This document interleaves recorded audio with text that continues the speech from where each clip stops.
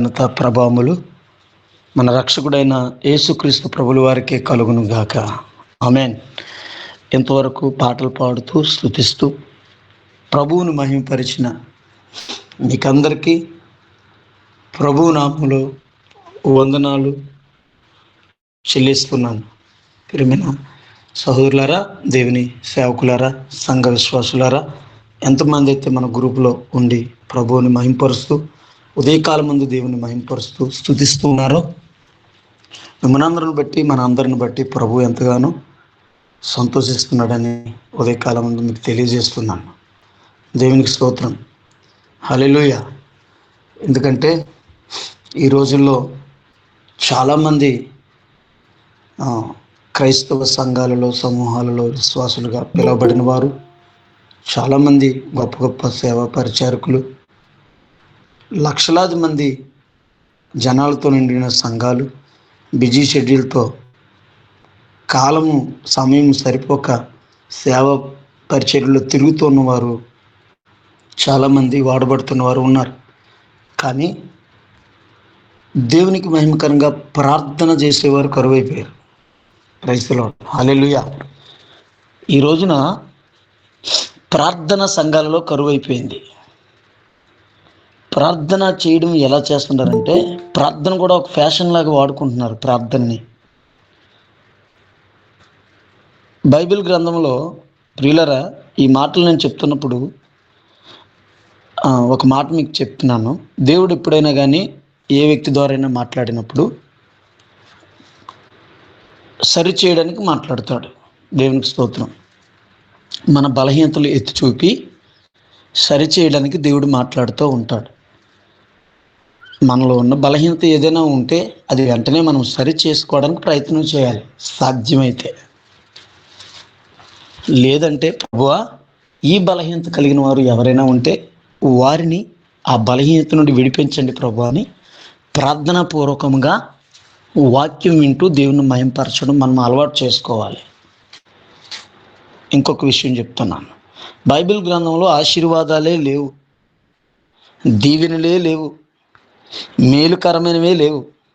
శాపాలున్నాయి, శిక్షలున్నాయి, ఆజ్ఞలున్నాయి, సావులున్నాయి, యుద్ధాలున్నాయి, బాధలున్నాయి, అన్నీ ఉన్నాయి. దేవుని ఒకవైపు నుంచే చూస్తుంటారు చాలామంది. ఆయన ప్రేమామయుడు, దయామయుడు, కనికరం కలిగినోడు, స్వస్థపరిచే దేవుడు, అద్భుతాలు చేసేస్తాడు, దీవించేస్తాడు. సంఘానికి బాగా నేర్పించింది ఇదే.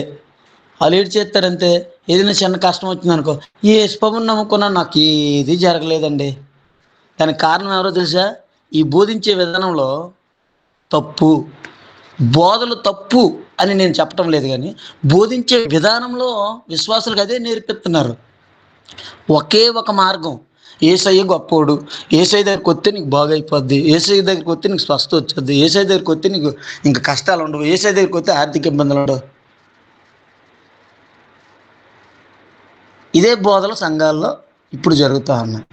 అయితే యేసుప్రభు వారి దగ్గరికి వస్తే బాధలు ఉండవని సంగతి మనకు తెలుసును. అదే యేసుప్రభు వారి దగ్గరికి వస్తే తప్పు చేస్తే ఇంకా బాధలు ఎక్కువ పెరిగిపోతాయని కూడా మనం చెప్పాలి. యేసు రక్తమే జయం. హల్లెలూయా. దేవునికి స్తోత్రం. వింటున్న వాళ్ళందరూ కూడా ఒకసారి హల్లెలూయా చెప్తారా? హ్యాండ్ రేజ్ చేసి దేవునికి స్తోత్రం.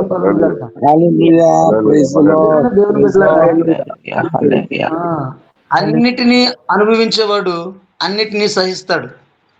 అన్నిటి నుండి అనుభవాల నుండి వెళ్ళేవాడు ఇంక దేన్నైనా వాడు చేయగలడు. విశ్వాస పోరాటంలో కూడా మనం సమర్థవంతంగా మన తోటి వారిని మనం తయారు చేయాలి.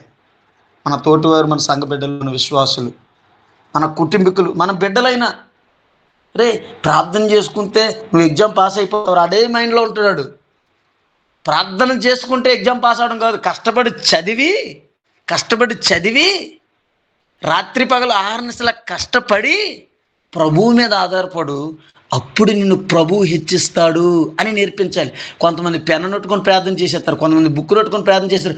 ఎగ్జామ్కి వెళ్ళే ముందు ప్రార్థన చేసుకుని అయ్యగారి దగ్గరికి వెళ్ళి ఎన్ని తీరమ్మో చూస్తే రోజుకి కనీసం గంట కూడా చదవడు. ఇది దేని మీద ఆధారపడుతున్నాడు?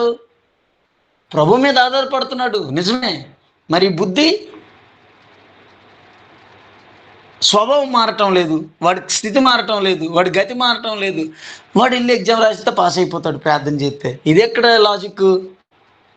ఇదొక విధానం, ఇదొక ప్రజలకు బాగా అలవాటు చేస్తారు సంఘాల్లో. అమ్మా నీ రోగం పోద్దమ్మా, నువ్వు ప్రార్థన చేస్తే రోగం పోద్ది. ఎన్ని ప్రార్థన చేసినా రోగం పోదు, ఎందుకంటే ఆవిడ నోరు మంచిది కాదు, ఆవిడ శరీర స్వభావంతో బతుకుతున్న వ్యక్తి. అమ్మా నీ బాధలు పోతాయమ్మా. ఎప్పుడు పోతాయి బాధలు? చర్చిలో ఉన్నప్పుడేమో మోకరించి ప్రార్థన చేసి ముసుగేసుకొని ఈవిడంత భక్తురాలు ఎవరు కనిపించదు, ఇంకా చాలా భక్తురాలుగా ఉంటుంది. ఇంటికి వెళ్ళిన తర్వాత అసలైన భక్తి బయటపడుతుంది. భర్తకేమో ఒరే అని పిలుస్తుంది, పిల్లలకేమో చీవాట్లు శాపాలు పెడుతుంది, వీధి వారు ఎవరు మాట్లాడరు. అమ్మో తనతో మాట్లాడితే చాలా ప్రమాదమే. ఎక్కడుంది విశ్వాస జీవితంలో మార్పు? సంఘాలలో ఎక్కడ చూసినా ఇవే కనిపిస్తున్నాయి. సమాజంలో క్రైస్తవ జీవితాల్లో ఎక్కడ చూసినా ఇవే కనిపిస్తున్నాయి. దేవుని బిడ్డలారా, దేవుడు అంటున్నాడు ఈ ఉదయకాలం మందు ఈ గ్రూపులో ఉన్న వారందరూ కూడా మీరు ప్రార్థన చేస్తున్నారు, రోజు ప్రతిదినం మనం ప్రభువుని మహింపరుస్తున్నాం, దేవుని గణపరుస్తున్నాం, ఎంతో సంతోషిస్తున్నాడు. కొన్ని విషయాలను మీకు నేను తెలియజేయాలని ఇష్టపడుతున్నాను. దేవుడు ఇదే కాలమందు నాకు ఇచ్చినటువంటి మాట, మనుషులకు రోగాలు ఎందుకు వస్తాయి, మనుషులకు బాధలు ఎందుకు వస్తాయి, కష్టాలు ఎందుకు వస్తాయి అని మనం ఆలోచన చేస్తే, మనుషులకు రోగాలు ఎందుకు వస్తాయనంటే దేవునికి మహిమ కొరకు వస్తాయి. దేవునికి స్తోత్రం, హల్లెలూయా. దేవునికి మహిమకరంగా ఉండడానికి రోగాలు వస్తాయి. దేవునికి మహిమకరంగా ఉండడానికి బలహీనతలు వస్తాయి ప్రతి మనిషికి. బైబిల్ గ్రంథంలో మనం చూసినట్లయితే ఒక మనిషి ఉన్నతంగా ఉండి ఆశీర్వాదకరంగా ఉండి ఒకే తోవలో వెళ్ళిపోతున్నాడు అనుకో, ఆ మనిషిని ఎవరు పట్టుకోలేము. ఆడి కాలు భూమి మీద నిలబడవు. దేవునికి స్తోత్రం. ఎవరైనా కావచ్చు అండి, ఆడి ఇంక మనుషుల వైపు ఆడి మనుషులు చూడ్డాయినా, ఎంత గొప్పోడైనా మనుషులను చూడ్డాయినా ఈడు బతికంత అంటాడు పక్కన చూసి. దేవునికి స్తోత్రం, హల్లెలూయా. ఎవరి మాట వినడు, ఎవరిని పట్టించుకోడు. అబ్బో ఇంకా చూడలేము. దేవుని వాక్యం ఏం చెప్తుంది? బాబు నువ్వు ఎంత గొప్ప సేవకుడువైనా, ఎంత గొప్ప పరిచారకుడువైనా, ఎంత పాటగాడువైనా, ఎంత ఆటగాడువైనా, ఎంత మాటగాడువైనా నువ్వు తగ్గించుకొని ఉంటేనే చెంపడతావు. దేవునికి స్తోత్రం. నువ్వు పరిచారం చేయడానికి చేయించుకోవడానికి కాదు, చెయ్యాలి. ముసలోళ్ళని అయిపోయాను, పరిచర్య చెయ్యాలి, నీ పని నువ్వే చేసుకోవాలా. సేవకుడు అంటే సేవ చేసేవాడు, సేవ చేయించుకున్నాడు కాదు. సేవకుడు అనే మాట ఉంది, సేవ చెయ్యాలి అని. కాలు చెయ్యలు లేని పడిపోయిన స్థితిలో నీకు సేవ చేయడానికి ఎవరినైనా పిలుచుకో. దేవునికి స్తోత్రం, అది పరిస్థితి తప్పదు. కాలు చేతులు బాగున్నప్పుడు కుర్చీ మీద ఉంటే నీకు నీళ్ళు అందించాలా? అది కూడా మీ ఇంట్లోనే. మీ ఇంట్లోకి వచ్చి వేరొకరు వచ్చినప్పుడు ఇంకా నీళ్ళు అందించాలా? దేవునికి స్తోత్రం. ఇలాంటి పరిచర్యలు చాలా ఉన్నారు, చాలామంది సేవకులు ఉన్నారు, వాడుకుంటున్నారు విశ్వాసుల్ని. సంఘంలో పరిచర్య చేసినంత వరకే వాడుకో విశ్వాసనే, మీ ఇంట్లో సేకరి చేయడానికి కాదు విశ్వాసి. ఒకవేళ వారికి ప్రేరేపించితే వారి హృదయంలో నేను సంఘంలో పరిచర్య చేయాలి, సేవకుడి దగ్గర పరిచర్య చేయాలి, సేవకుడు బట్టలు ఉతకాలి, సేవకుడి అంట్లు కడగాలి, సేవకుడికి అన్నం పెట్టాలి, సేవకుడు ఇలాగ వారు ప్రేరేపించి చేస్తే దేవునికి స్తోత్రం. అలాంటి విశ్వాసులు ఈ సంఘంలో ఉండాలని ప్రార్థన చేయి. కావాలని అదే తంతుగా అదే స్థుతుగా వాళ్ళు పని పాటలు మానేసి కష్టపడి బతికినోళ్ళు, కూలినాలు చేసుకుని బతికినోళ్ళు, పొట్టకూటికి రేపు ఎలాగొస్తుందో తెలియదు అలాంటి స్థితిలో ఉన్న వాళ్ళకి ఈరోజు చాలామంది వాడేసుకుంటున్నారు ఇష్టానుసారంగా. దేవునికి స్తోత్రం. ఆశీర్వాదం, దీవెన అనే పేరుతో విశ్వాసులు మోసం చేస్తూ నువ్వు పరిచర్య చేసావంటే ఒక తమ్ముడు ఉన్నాడు, ఒక తల్లి ఉంది. ఆ తల్లిగారి పేరు సువార్తమ్మ. ఆమెకి ఎవరూ లేరు, ఒక్కగానొక్క కొడుకు తాగుబోతుడు. ఎప్పుడు తాగుతూనే తిరుగుతాడు, లోకంలోనే ఉంటాడు. చిన్నప్పటి నుంచి చర్చిలోనే పెంచింది. ఇంకా ఆడే పాటలు పాడేవాడు, ఆడే కంజలు కొట్టేవాడు, వాడే డ్రమ్ వాయించేవాడు, పరిచర్య ఆడే చేసేవాడు. పెద్దవుతున్న కొలిది ఆడేం చేశాడు, స్నేహితులతో కలిసి తిరిగి ప్రారంభమై లోకంలో కలిసిపోయి చెడిపోయాడు పూర్తిగా. ఇప్పటికీ ఆ చెడిపోయే ఉన్నాడు. ఇప్పటికి ఆడికి 40 సంవత్సరాలు దాటిపోయింది. ఆ తల్లి ఆ చర్చిలో పరిచర్య చేస్తూ పాస్టర్ గారు అంట్లు తోమి, బట్టలు ఉతికి, బాత్రూములు కడిగి, గచ్చులు కడిగి, మేము కూడా అదే పని చేసేవారం అండి. నేను ఆ పని చేసినోడిని. నేను ఆ పని చేసే పరిచర్యలోకి వచ్చాను. పాస్టర్ గారు బట్టలు ఉతికాను, అంట్లు తోమాను, గచ్చులు కడిగాను. చర్చిలో పనులు చేసేవాడిని. చర్చిలో అన్ని పనులు నేనే చేసేవాడిని. పరిచర్య చేయడం తప్పు కాదు, బలవంతంగా చేయించుకోవడం తప్పు అంటున్నాను నేను. బలవంతంగా అదే రుద్ది, అదే వాక్యం అన్నట్టు, అదే వాక్యానుసారం అన్నట్టు, అది చేస్తేనే నువ్వు పరలోకం వెళ్తావు అన్నట్టు, అదే బోధ చేస్తున్న సేవకులు చాలామంది సంఘాల్లో ఉన్నారు. అది తప్పు అని అంటున్నానండి, అంతే తప్ప పరిచర్య తప్పు అని అంటలేదు. ఆ తల్లిగారు పరిచర్య చేస్తున్నారు, ఇప్పటికీ కూడా అదే పరిచర్య చేస్తున్నారు. ఇప్పటికి ఎన్ని సంవత్సరాల నుంచి చేస్తుంది తెలుసా? నాకు తెలిసి 40 సంవత్సరాల నుంచి చేస్తుంది. అదే బతుకు, అదే స్థితి. మరి పరిచర్య చేసినోడు ఆశీర్వదించబడిపోతారు కదా. దేవునికి స్తోత్రం. శరీరక దీవులు వచ్చేస్తాయి కదా, మేడ మీద మేడ కట్టేస్తావు కదా. పాస్టర్ గారు చెప్పిన మాట ఇదే కదా. మరి ఏం జరగలేదు. పోనీ పోనీ వాడు కొడుకు ఏమైనా బాగున్నాడా? నానాటికి నాశనంలోకి వెళ్ళిపోయాడు పాపము. ఆ తల్లిగారు చాలా పరిచర్య చేస్తారు, మంచి ప్రార్థన పరురాలు, మంచి భక్తి. కానీ ఆమెను ఇష్టానుసారంగా వాడేసుకుంటుంటాడు పాస్టర్ గారు. వాడేసుకుంటుంటారు ఆయన. దేవుని బిడ్డలారా, పరిచర్య చేయాలి దీవెనకరంగా. వారు చేస్తే అది వారికి దీవెన తప్ప, బలవంతంగా చేయించుకుంటే వారికి దీవెన ఉండదు. హల్లెలూయా. ఇంకా వారి దీవెన కాదు కదా, ఇంకా శరీర అలసట తప్ప, శరీరానికి నొప్పులు తప్ప దానివల్ల ఉపయోగమే లేదు. ప్రైజ్లో మత్తయి సువార్తలో ఒక మంచి మాట రాయించాడు దేవుడు. అది ఏ మాట అంటే 5వ అధ్యాయంలో 5వ అధ్యాయము 19వ వచనంలో ఉంటే అక్కడ ఒక మాట ఉంటుందండి. కాబట్టి ఈ ఆజ్ఞల్లో మిగిలిన అల్పమైన ఒక దానినైనను మీరి మనుష్యులకు అలాగు చేయబోధించువాడెవడో వాడు పరలోకములో మిగిలిన అల్పుడనబడును. ఈ రోజుల్లో చాలామంది బోధకులు, ప్రసంగికులు, ఉపదేశకులు, వాక్య జ్ఞానం కలిగి బోధించే బోధకులు చాలామంది లేకపోలేదు. దేవునికి మహిమ కలుగును గాక. అలాంటి వారు ఉండబట్టే చాలామంది ప్రజలు రక్షించబడుతున్నారు, ఆత్మలు రక్షించబడుతున్నాయి. అయితే చాలామంది బోధకులు ఏం చేస్తున్నారంటే, బోధించేవాడు బోధను గైకొని బోధించటం లేదు, బోధలో నిలబడి బోధించటం లేదు.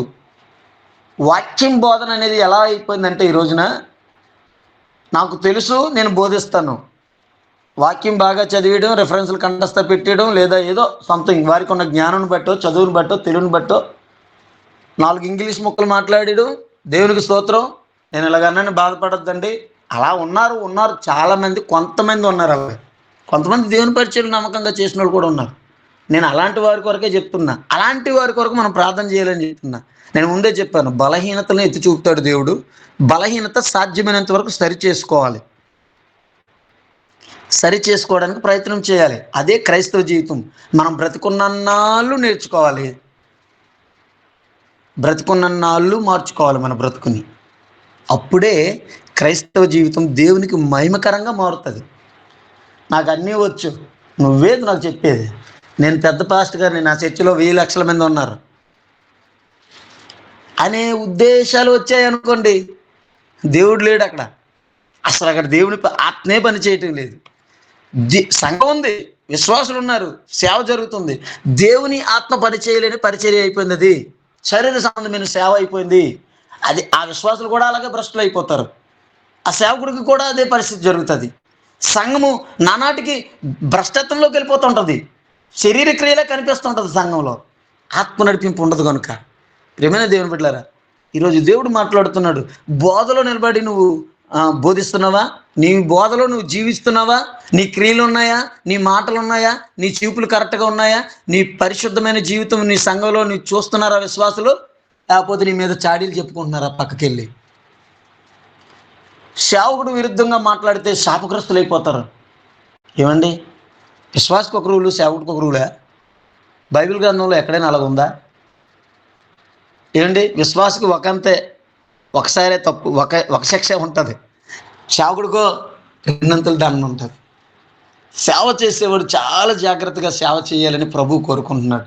పరిచారకుడు, సేవకుడు, బోధించేవాడు దాన్ని గైకొని బోధించాలి. దేవునికి స్తోత్రం. గైకొని బోధించే కృప దేవుడు నాకు మనకి అనుగ్రహించునుగాక. ఆమేన్, ఆమేన్. ఆమేన్. దేవుని గురించి బోధ, అనుసరించి నడిచే బోధ, వాక్యానికి అనుసరించి ప్రవర్తించే ప్రవర్తన సంఘాలలో సేవకులకి, సేవకురాండ్రులకి, సేవకుల కుమార్తెలకు, కుమారులకు దేవుడు అనుగ్రహించునుగాక. సంఘము లోకములో ఉంది కానీ లోకము సంఘములో ఉండకూడదు. సంఘము దేవుని వాక్యాన్ని అనుసరించగలరు కానీ ఈ రోజున సంఘము లోకాన్ని అనుసరిస్తుంది. లోకంలో ట్రెండ్ సంఘంలో మారుమోగిపోతుంది. పిలకలు వేసుకొని వచ్చినాడు ఒకడు, చిరిగిపోయిన గుడ్డలు వేసుకొని ప్యాంట్లు వేసుకొని వచ్చినాడు ఒకడు, మేకప్ వేసుకొని వచ్చిన ఒక తల్లి, లిప్టిక్లు రాసుకున్న తల్లి ఒకరు, కన్నాలు వేసుకుని స్కిన్ ఫిట్ శరీరానికి ఆ వస్త్రధారణ, జీన్ ప్యాంట్లు, టీషర్ట్లు ఆడపిల్లలకి. అయ్యో, లోకము సంఘంలో ఉంది. లోకమే సంఘంలో ఏలుబడి చేస్తుంది. ఆత్మ నడిపింపు లేదు, వాక్యానుసారమైన నడిపింపు లేదు, పరిశుద్ధమైన సంఘంగా లేదు. ఈ రోజున నేను చెప్పవలసిన విషయాలు చాలా ఉన్నాయండి. నేను యాక్చువల్లీ ఈ విషయాలు సిద్ధపడ్డాను. రోగము దేనికోసం వస్తుంది అనే మాట, కానీ దేవుడు ఎందుకో ఈ మాటలు నడిపిస్తున్నాడు. ఏలియా నేను ఒక మాట చెప్పా, మంచి నాయకుడు శిష్యులను దగ్గర చేస్తాడు. నా ప్రభువు, నా యేసుక్రీస్తు ప్రభు మంచి నాయకుడు. ఆయన హల్లెలూయా, ఆయన ప్రధాన కాపరి. ఆయన రాత్రంతా ప్రార్థన చేసే అనుభవం కలిగిన వాడు నా ప్రభు. ఆయన చాలా రాత్రులు ఉంటుండగా ఒలివల కొండకెళ్ళి ప్రార్థన చేసే అనుభవం కలిగిన వాడు నా ప్రభు. అలాంటి ప్రభువుని వెంబడిస్తున్న మనలో నిలువెత్తని స్థితి, మురికి బ్రతుకు, వేషధారణ, పాటలేమో సూపరో, పాటకు తగినట్టుగా కూడా బతకం మనం. ఏమండి, పాటలు ఏం పాటలు పాడుతాం తెలుసండి? నీ ఉంటే నాకు చాలు యేసయ్యా. ఇది క్వాయిర్లో ఉన్న పాటలు. క్వాయిర్ పాడుతారు ఈ పాటలు, చాలా సంఘాల్లో పాడుతుంటారు క్వాయిరులు. బయటకు వచ్చిన తర్వాత క్వాయిర్ బిడ్డల్లోనే చాలా బలహీనతలు కనిపిస్తుంటాయి. అంటే బలహీనతలు ఉండదు అని నేను చెప్పడం లేదు, కానీ దేవుని బిడ్డలారా, ఆ బలహీనతలో బ్రతికేటట్లు చేసేదే ఆ బోధ మారిపోవడం వల్ల, స్థితి మారిపోవడం వల్ల, ఆత్మ నడిపింపు లేకపోవడం వల్ల సంఘం పాడైపోతుంది. ఈ రోజున ప్రతి సేవకుడు కూడా కన్నీటి ప్రార్థన చేసి, మోకాల అనుభవం కలిగి, వాక్యానుసారంగా బ్రతికి, క్రియాపూర్వకంగా జీవిస్తూ, వాక్యానుసారంగా బోధిస్తే సంఘం ఖచ్చితంగా నిలబడుతుందని ఈరోజు ప్రభువు హెచ్చరిస్తున్నాడు మనల్ని. బోధకులు అనేకులు ఉన్నారు, ఉపదేశకులు అనేకులు ఉన్నారు, ప్రకటించేవారు అనేకులు ఉన్నారు, కానీ దాని ప్రకారంగా జీవించి చెప్పేవారు సంఘానికి కావాలి. హల్లెలూయా. ఏలియా వెళ్ళిపోతున్న రోజున, ఆరోహణమై వెళ్ళిపోతాడు అనేటప్పుడు ఆయనకి ఫాలో అవుతున్నాడు ఆయన శిష్యుడు అయినటువంటి ఎలీషా. నా పేరే ఎలీషా అని పేరు పెట్టుకుంటే సరిపోదు, ఆ ఫాలోయింగ్ నేర్చుకోవాలి. దేవునికి స్తోత్రం. నాతో పాటు, మనతో పాటు ఎంతమంది ఉన్నారు ఇక్కడ నాకు ఈ గ్రూప్లో? మనం ఫాలో అవ్వాలి. మన నాయకుడు పరిశుద్ధతను మనం ఫాలో అవ్వాలి, మన నాయకుడు నడిపింపును మనం ఫాలో అవ్వాలి, నాయకుడు చెప్తున్న మాటను ఫాలో అవ్వాలి. నాయకుడిలో ఉన్న బలహీనతను ఫాలో అవ్వకూడదు. నాయకుడు బలహీనుడైతే ఆడు ఎలా ఫాలో అవుతాడు? అక్కడ తప్పిపోతుంది. ఎలీషా అంటున్నాడు, ఏలియా అంటున్నాడు, నేను ఇదిగో ముందుకు వెళ్తూ ఉన్నాను. 2వ రాజుల గ్రంథంలోనే ఉంటుంది, 1వ అధ్యాయంలో జరిగిన సన్నివేశం ఇది. దేవునికి స్తోత్రం. హల్లెలూయా. Praise Lord. ఇక్కడ ఎలీషా వెళ్తూ ఉండగా, ప్రియులారా, ఆ ఏలియా వెళ్తూ ఉండగా ఎలీషా వెనకాల ఫాలో అవుతున్నాడు. ఏలియా అంటున్నాడు, నువ్వు రావద్దు, ఉండిపో. అంటే యెహోవా జీవంతోడు, నీ జీవంతోడు, నేను మాత్రం ఆగను. దేవునికి స్తోత్రం. హల్లెలూయా. చూడండి, ఒకసారి ఆ రిఫరెన్స్ చదవండి. ఆ ఎలీషా వెంబడించే విధానం, ఎలీషా వెళ్ళి వెంబడిస్తున్నాడు. రెఫరెన్స్లు మన అందరికీ తెలిసిందే. వాస్తవానికి ఎలీషా వెంబడిస్తూ దైవజనుడి దగ్గర ఏమంటున్నాడంటే, బాబు నన్ను వెంబడిస్తున్నావు కదా, నీకు నేనేం చేయాలని దైవజనుడు అడుగుతాడు. ఏలియా అడిగితే ఏమంటాడో తెలుసా? 2 పాలు ఆత్మ నా మీదకి ఇవ్వమంటాడు. దేవునికి స్తోత్రం, హల్లెలూయా. 2 పాలు ఆత్మ, 2 పాలు ఆత్మ. ఈ రోజున 1 పాలు ఆత్మ కూడా సంఘంలో పనిచేయటం లేదు. అందుకనే శిష్యులు తయారు చేయలేకపోతున్నారు సేవకులు. సేవకుడు అనేవాడు మంచి సేవకుడు అయితే, మంచి నాయకుడు అయితే స్వార్థంతో పరిచర్య చేయు, స్వార్థంతో కొన్ని పరిచర్య చేయరండి ప్రియులారా. ఈ రోజున 1 పేతురు 5:2 ఉంటుంది. అక్కడ ఒక మంచి మాట ఉంటుంది. దేవుని చిత్త ప్రకారము ఇష్టపూర్వకముగాను దుర్లాభాపేక్షతో కాక సిద్ధ మనస్సుతోను మీ మధ్యనున్న దేవుని మందను పై విచారణ చేయుచు కాయుడి అనే మాట ఉంటుంది. దేవుని చిత్త ప్రకారముగా కాయకుండా నీ ఇష్ట ప్రకారంగా నువ్వు కాస్తున్నావు సంఘాన్ని. ఈ రోజున ఎవరిష్ట ప్రకారం వారే కాసుకుంటున్నావు సంఘాలని. దేవుని చిత్తం పక్కన పెట్టేశారు పూర్తిగా. వీరు ఏది ఆలోచిస్తే అదే జరగాలి సంఘంలో. హల్లెలూయా. వీళ్ళు ఏం మాట్లాడితే అదే జరగాలి సంఘంలో.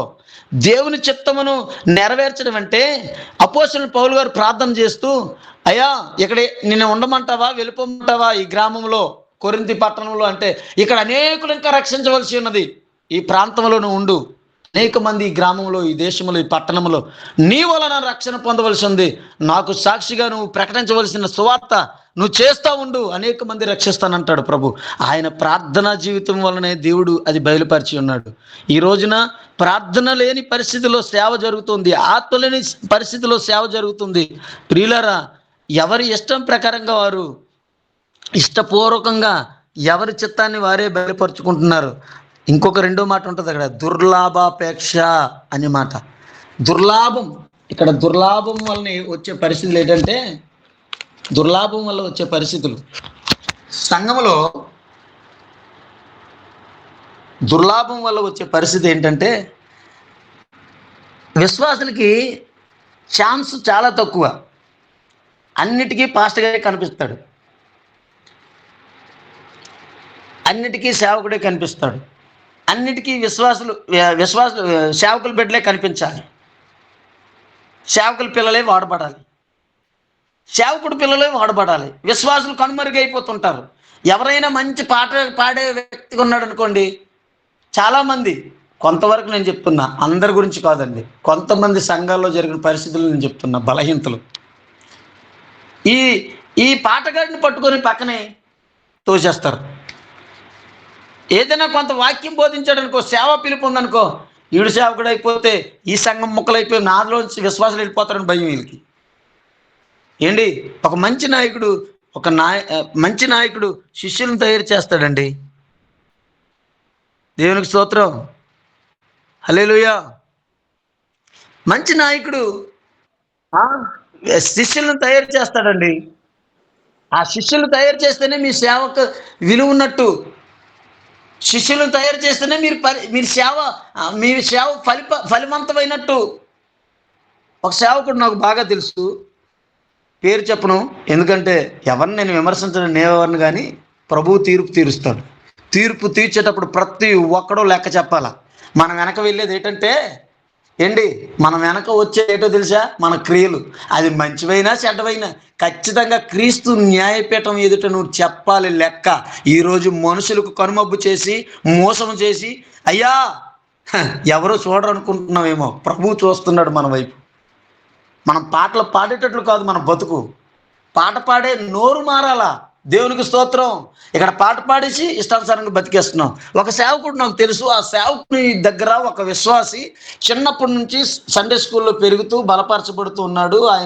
ఆయన యవ్వన ప్రాయంలోకి వచ్చిన తర్వాత సండే స్కూల్ లీడర్ అయ్యాడు, వర్షిప్ లీడర్ అయ్యాడు, పాటలు పాడేవాడు, భక్తిగా ఉండేవాడు. చిన్ననాటి నుంచి సేవకుడు భక్తిలోనే పెంచాడు. ఆయనకి మంచి ఆత్మీయమైన సేవకుడే.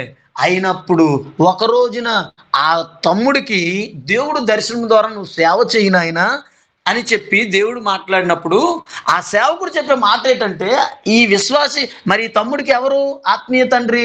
సేవకుడే కదా. సేవకుడి దగ్గరికి వెళ్ళి, అయ్యా నాయనా నాకు ఒక దర్శనం వచ్చింది, దర్శనం ఏంటయ్యా అని అంటే ఆ సేవకుడు అన్నాడంట, ప్రార్థన చెయ్యి అన్నాడంట. రెండోసారి ఇంకా దర్శనం వచ్చింది. ఏ దర్శనం? గొర్రెలు కాసేటట్లు దర్శనం వచ్చింది ఆ అబ్బాయికి. ఫస్ట్ రెండో దర్శనం ఏంటొచ్చింది? ఇంకా పచ్చిక గల చోట్ల గొర్రెలు మేస్తున్నాయి. అక్కడ దుడ్డు కర్ర ఒకటే ఉంది ఖాళీగా. మనుషులు ఎవరు కనిపించటం లేదు. ఆ దుడ్డు కర్రను పట్టుకోమని దేవుడు చెప్తున్నాడంట ఆయనతో. ఆ దర్శనం చూస్తున్నాడు. ఇంకా మరలా వెళ్ళి ఈ ఈ ఆ యవనస్తుడు తన సేవకుడికి చెప్తే ఆయన అన్నాడంట, నాయనా నువ్వు ఆ దేవుని మాట దర్శనం ద్వారా చూసావు కానీ నీకు సేవ చేయమంటున్నాడు దేవుడు. అంటే ఇతనికి తెలుసు కదా ఈ తమ్ముడు, అయ్యా ఈ దుడ్డు కర్ర గొర్రెల కాపరికి సాదృశ్యం కదయ్యా, మరి సేవ చేయడానికి కానీ దేవుడు నన్ను పిలుస్తున్నాడా అని. అప్పటికే సండే స్కూల్లో మంచిగా నడిపించేవాడు ఈ తమ్ముడు, ఆరాధన చేసేవాడు, చర్చిలో పాటలు పాడేవాడు, మంచిగా పరిచర్య చేసి సహకరించేవాడు. ఎక్కడైనా ప్రార్థన అయితే ఆ ప్రార్థనకి వెళ్ళి టెంట్లు వేసి లైట్లు కట్టి తారపాలు కట్టి, అలా తప్ప పరిచర్య కాదు. ఈ రోజున పరిచర్య చేయమంటే చాలా మంది చేయడానికి సనిగి మనిగి పాస్టర్ గారు చూడాలని కొందరు చేస్తారు. అమ్మ దేవునికి స్తోత్రం, తప్పుగా అనుకోకండి. పాస్టర్ గారు చూడాలని పరిచర్య చేసే పరిచర్య కాదు. వాళ్ళు మెచ్చుకుంటే మెచ్చుకోపోతాడు, దేవుడు మెచ్చుకోవాలి మనం పరిచర్య చేసినప్పుడు. దేవునికి స్తోత్రం, హల్లెలూయా. ప్రియులారా, ఈ పరిచర్య చేసే తమ్ముడు, ఇంకా చాలా విషయాలు ఉన్నాయి కానీ నేను టైం ముగించేయాలి కనుక నాకు సమయం తక్కువ ఉంది.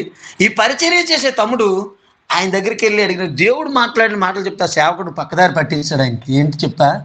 సేవకు వచ్చావంటే నీకు తిండి దొరకదు, సేవకు వచ్చావంటే నీకు ఇల్లు వాకలు ఉండదు, సేవకు వచ్చావంటే ఇదిగో నువ్వు ఈ లోకంలో బతకలేవు.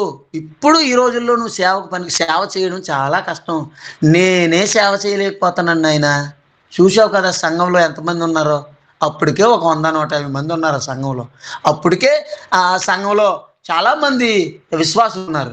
అలాంటి పరిచర్య చేస్తున్నాడు సేవకుడు, గొప్ప సేవకుడు. కానీ ఆయనకు వచ్చిన ఆలోచన ఏంటి? కలిగించే దురాలోచన ఏంటి? ఇక్కడ దుర్లాభాపేక్ష అని దేవుడు ఎందుకు మాట్లాడించాడు పేతురు రాసిన పత్రికలో అంటే ఇదే కారణం. దుర్లాభాపేక్ష. సంఘం పాడైపోదని. సంఘం ఎందుకు పాడైపోద్ది? దీని సేవకుడైతే నీకెందుకు ఆ పాపిష్ట ఆలోచన రావాలా? నువ్వెందుకు అలా ఆలోచించాలా? ఒక మంచి నాయకుడు అయితే నేను అనేకులను ప్రభువా, ఏలియా ఎలీషాను తయారు చేసినట్లు, మోషే యెహోషువను తయారు చేసినట్లు, నువ్వు అయ్యా నీ శిష్యులను తయారు చేసినట్లు నేను కూడా మంచి శిష్యులను తయారు చేసి నా సేవా జీవితం ముగించాలి ప్రభువా. నేను చచ్చే ముందు కొంతమందినైనా నీకు ప్రయోజనకరమైన వ్యక్తులను నిలబెట్టి నీ పరిచారకులుగా మార్చి, నీ సువార్థకులుగా మార్చి సంఘంలో సేవకులు నిలబెట్టి తెచ్చిపోవాలి ప్రభా. అది పరిచర్య అంటే, అది సేవ అంటే. ఇన్ని సంవత్సరాలైనా ఆత్మల రక్షణ పోని ఆత్మల రక్షణ సంపాదించాలి. విశ్వాసులుగానే ఉండిపోతున్నారు, శిష్యులుగా ఎవరు మారట్లేదు సంఘంలో. ఒక సేవకుడు ఉన్నాడు. ఈ విషయం చెప్తున్నాను చూడండి, ఇది బాగా గమనించండి. ఎప్పుడైనా పిలుపు ఉంటే, దర్శనం ఉంటే సేవకు చేయాలి. ఎవరిష్టాన్ని పెట్టాడు సేవకు వచ్చి సేవ చేస్తే సేవ జరగదు. ఎవరిష్టాన్ని పెట్టాలి చేసిస్తే, ఇవి చెప్పాను కదా, దేవుని చిత్త ప్రకారం. బైబిల్ అంతా ఈ రెఫరెన్స్లు చూపించే అవసరం లేదండి. ఒక రెఫరెన్స్ చూపించినా దేవుడు మాట్లాడుతాడు కొన్ని విషయాలు మనకు అవసరమైనవి. నేను రెఫరెన్స్లు చాలా రాసుకున్నాను, బుక్ నిండా నిండిపోయినాయి. కొన్నిసార్లు ఈ బుక్ నిండా నిండిపోయిన రెఫరెన్స్లు ఏది మాట్లాడడం రావట్లేదు నాకు ఇప్పుడు కూడా. దేవునికి స్తోత్రం. ఒక దైవజనుడు ఉన్నాడు, పిలుపు లేకుండా సేవలోకి ఎలా సేవకుడు అవుతాడు ఆయన? దేవుని ప్రణాళిక లేకుండా ఎలాగ సేవకుడు అవుతాడు ఈయన? దేవుని పరిచారకుడు. 3 సంఘాలు ఉన్నాయి ఆయనకి, పెద్ద పెద్ద సంఘాలు ఉన్నాయి. గొప్ప సేవకుడు, మించుమించిన ఒక 30 సంవత్సరాలు దాటి సేవ పరిచర్యలు కలిగిన వ్యక్తి, గొప్ప దైవజనుడు. ఆయన నేను పాదాలకు నమస్కరిస్తున్నాను. నా వయసు చాలా చిన్నది. ఆయన గురించి మాట్లాడిన బతికే సరిపోదు. కానీ మాట్లాడవలసిన స్థితి ఆయన కలిగించుకున్నాడు, దేవుడిచ్చిన యోగ్యతను పోగొట్టుకొని. చాలాసార్లు సంఘాల్లో ఒక విశ్వాసం వేలెత్తి చూపే స్థితిలోకి దిగజారిపోతాడు సేవకుడు, కేవలం దుర్లాభాపేక్ష వలన. దుర్లాభాన్ని అపేక్షించడం వలన. అయితే తనకు ఒక కొడుకు 10 సంవత్సరాల ఏజ్లో ఏదో బలహీనత వల్ల చనిపోయాడు. ఒక్కగానొక కూతురు ఉంది. 3 సంఘాలు ఉన్నాయి. 3 సంఘాలు ఇంచుమించుగా ఒక 200 మంది విశ్వాసులు ఉండొచ్చు. 3 సంఘాలు పెద్ద పెద్ద బిల్డింగ్లే, కోట్ల ఆస్తి ఉంది. అయితే ఆయనకు వచ్చిన దుర్లాభాపేక్ష ఏంటో తెలుసా? సంఘంలో చాలామంది యవనస్తులు ఉన్నారు, సంఘంలో చాలామంది విశ్వాసులు ఉన్నారు, వారి కొరకు ప్రార్థన చేయాలా, నాయకులు నిలబెట్టాలా. పోనీ సంఘంలో పిలుపు, సేవ, దర్శనం లేదనుకుందాం. పోనీ అలాంటి వాళ్ళని దేవుడు లేపలేకపోయాడు.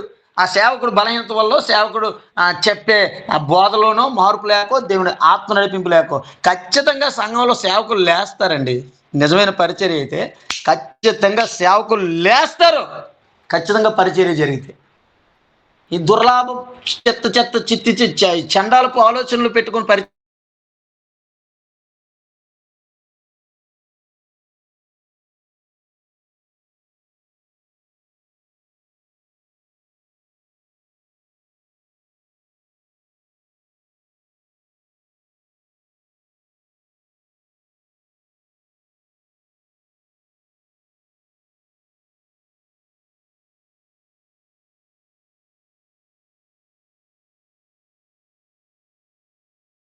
వినిపించట్లేదు.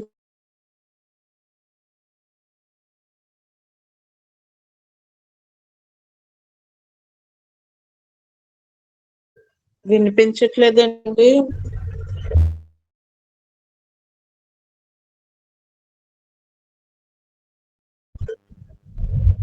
మ్యూట్‌లోనా? లేకపోతే సాతాను గలిబిలి పెడుతుంటాడండి. సాతాను గలిబిలి పెట్టడం అనేది వాడికి బాగా అలవాటు. వాడి కార్యాలు యేసు నామములో లయమైపోవునుగాక. పనిచేస్తున్న అంధకార శక్తులు, పొలిమర శక్తులు లయపరచబడునుగాక. నా ప్రభువు నామం హెచ్చింపబడునుగాక. ఆయనకే సమస్త మహిమ, ఘనత, ప్రభావములు కలుగునుగాక. యేసయ్య అది దేవుని పిల్లరా. అయితే ఆ దైవజనుడు 3 సంఘాలు ఉన్నాయి. అయినప్పటికీ కూడా తన బిడ్డను కూడా సేవకులు చేయలేదండి. తన బిడ్డను సేవకులు చేసిన బాగుండు. పోనీ తన బిడ్డకు ఆ దర్శనం, సేవ, పిలుపుని, ఆ వాక్యాన్ని బోధించి దేవుని కొరకు పెంచినా బాగుండు. ఆమె లోకంలోనే ఉంది. అయితే తీరా జరిగిన విషయం ఏంటంటే, ఆ ఊర్లో ఉద్యోగం ఉందని వాళ్ళ కూతురికి పెళ్లి చేశాడు. ఉద్యోగం ఉందని పెళ్లి చేసి తర్వాత జరిగిన సిచ్యువేషన్ ఏంటి తెలుసా? ఆయనేమో లోకంలో బతికినాడు. ఆయన్ని తీసుకొచ్చి సంఘంలో సేవకుడు చేశాడు. హల్లెలూయా. ఆయనకి పిలుపు లేదు, దర్శనం లేదు, సేవ తెలీదు, ఒక వాక్యం తెలీదు, ఏమీ తెలీదు. ఉద్యోగం చేసుకోవడం తెలుసు. అలాంటి వ్యక్తిని తీసుకొచ్చి సంఘంలో నిలబెట్టి ఆయన వాక్యం బోధిస్తుంటే సంఘం ఉంటుందంటారా? సంఘం 150 మంది ఉన్నది 100 మందికి వచ్చింది. 100 మంది ఉన్నది 50 మందికి వచ్చింది. ఆ 50 మంది కూడా ఉంటారో లేదో తెలియదు. మరి అప్పుడప్పుడు కనిపించినప్పుడు అంతమంది కనిపిస్తుంది మాకు. సేవ ఆగిపోయింది, పరిచర్య ఆగిపోయింది. దేవుని చిత్తానుసారమైనటువంటి పరిచర్య లేదు. అందుకే ఎలీషా అంటాడు, అయ్యా సేవకుడా ఏలియా, నీ మీద ఉన్నటువంటి ఆత్మ 2 పాలు నాకు ఇస్తేనే తప్ప నిన్ను వదలను. హల్లెలూయా, హల్లెలూయా. ఎలీషా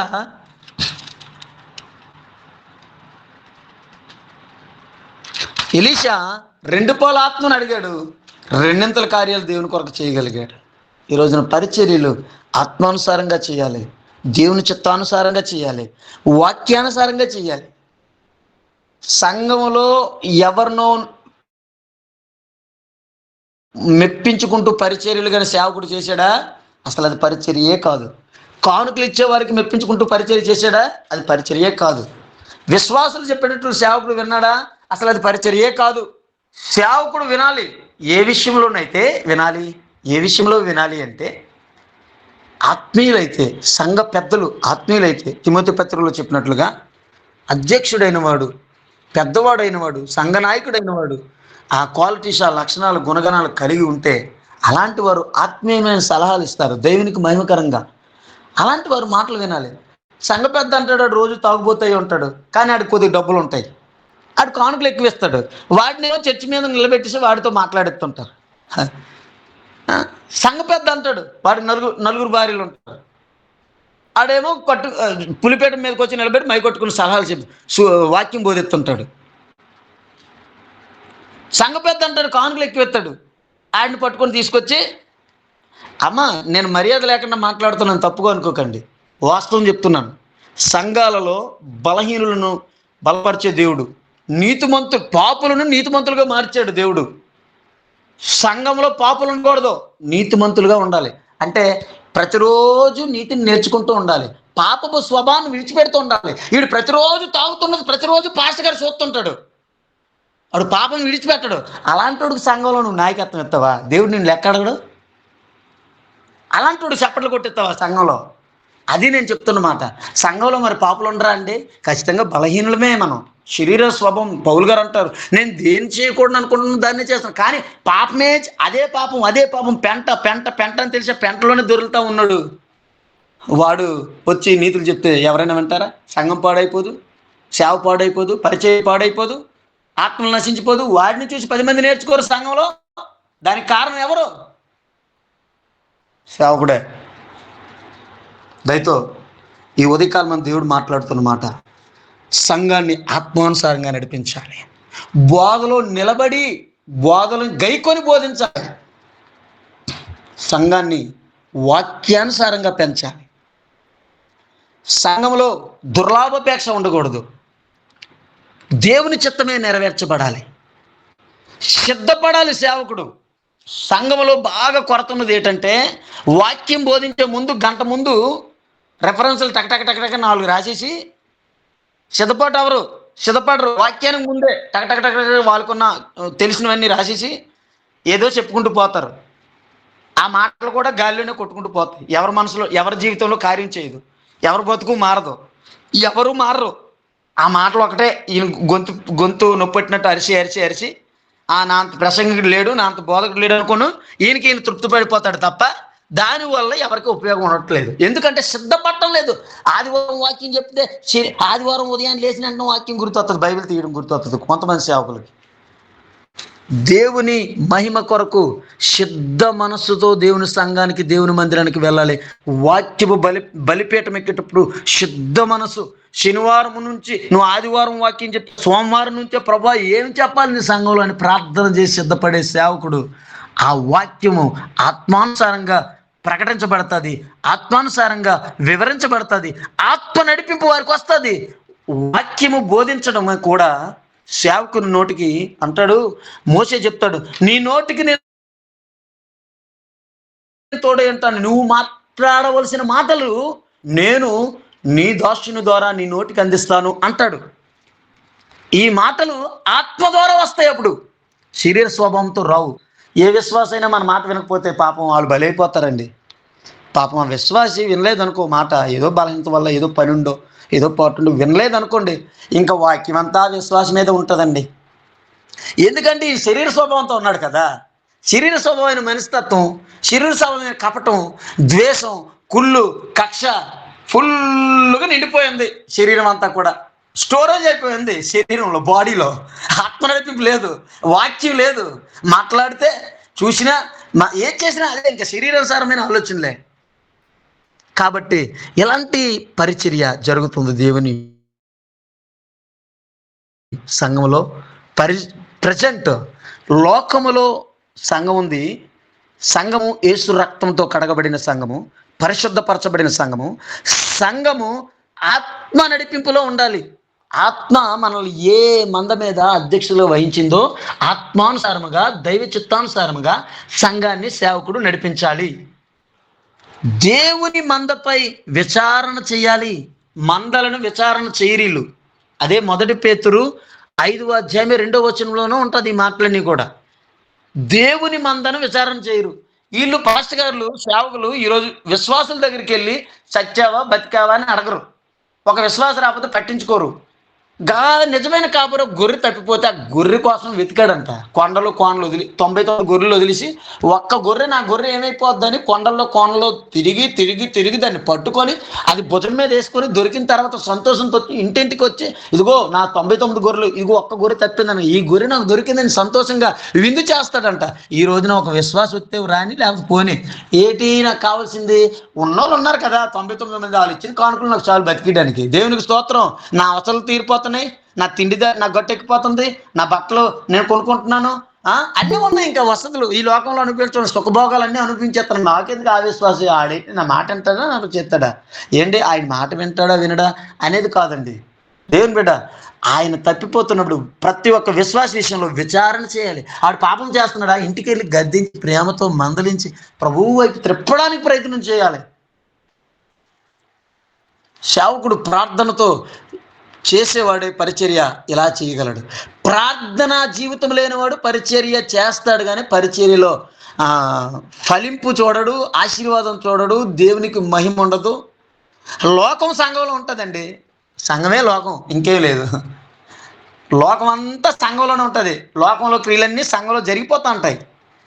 కాబట్టి ప్రియులరా, ఈ రోజున ప్రభువు నేను వేరే దాన్ని సిద్ధపడ్డా, రోగం ఎందుకు వస్తుంది అనే మాట నేను చెప్పి ఆ మాటలు చెప్దాం అనుకున్నా. దేవుని చిత్తమైతే మరొకసారి ప్రభు కృపను బట్టి నేను చెప్పడానికి ప్రభు సమయం ఇస్తే చెప్తాను. సమయం అయిపోయింది.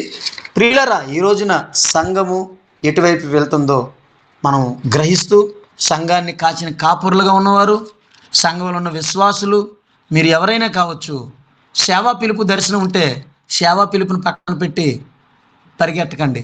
ఎవరో చెప్పిన మాటలు వినకండి. ఒకవేళ మీ సేవకుడే చెప్పినా, ఒకవేళ సేవ మీ దర్శనానికి వ్యతిరేకంగా మాట్లాడితే దాన్ని అనుసరించకండి, కానీ వాక్యాన్ని అనుసరించండి. ప్రభు చిత్తానికి లోబడండి. ప్రభు అట్టి కృప మన జీవితాలు అనుగ్రహించును గాక. ఇదంతా మనం విన్న తర్వాత నేర్చుకున్నది ఏంటంటే, ఈ వాక్యాన్ని మనం విన్న తర్వాత మనం నేర్చుకోవాల్సిన విషయం ఏంటంటే, ప్రసంగి గ్రంథంలో ఆఖరిలో ఒక మాట ఉంటుందండి. ప్రసంగిలో ఆఖరి అధ్యాయం 12వ అధ్యాయం 13వ వచనంలో, ఇదంతా వినిన తర్వాత తేలిన ఫలితార్థం ఇదే: దేవుని యందు భయభక్తులు కలిగి ఉండి ఆయన కట్టడలను అనుసరించి నడుచుచుండవలెను. మానవ కోటికి ఇది ఏ విధి? దేవుడు అటువంటి కృప మనకు అనుగ్రహించును గాక. ఆయన కట్టడలను భయము భక్తులు కలిగి దేవుని యందు దేవుని ఫలితానుసారంగా ఆయన కట్టడలను అనుసరిస్తూ, ఆయన ఆజ్ఞలు గైకొంటూ, ఆయన వాక్యాన్ని గైకొంటూ మనం అందరము మన పరిచర్యలలో దేవుని సన్నిధిలో వాడబడుదుము గాక. అనేక మంది ఆత్మల కొరకు, రక్షణ కొరకు దేవుని చిత్తము నాలో నుండి, నీలో నుండి, మనలో నుండి బయలుపరచడానికి దేవుని ఉద్దేశము కనుక ఆ ఉద్దేశాన్ని పట్టుకొని మనం పరిచర్య చేద్దాం. ఆ చిత్తాన్ని నెరవేర్చడానికి ప్రయాసపడదాం. ఆత్మల భారము కలిగి కన్నీటితో, రోదనతో ఆయన పాదాలు పట్టుకొని పరిచర్యలో ముందుకు వెళ్ళాలని, ప్రార్థనా జీవితాలతో ఉండి పరిచర్య చేయాలని, అటువంటి కృప దేవుడు అనుగ్రహించినట్లుగా ప్రార్థనతో ముందుకు వెళ్ళాం. దేవుడి మాటలు మన వినికిడిలో దీవించి ఆశీర్వదించునుగాక. ఆమేన్. ఆమేన్. చాలా మంచిగా చెప్పారు అయ్యగారు, చాలా బాగా చెప్పారు అయ్యగారు. Praise lord. వందనాలండి, వందనాలు. Praise lord.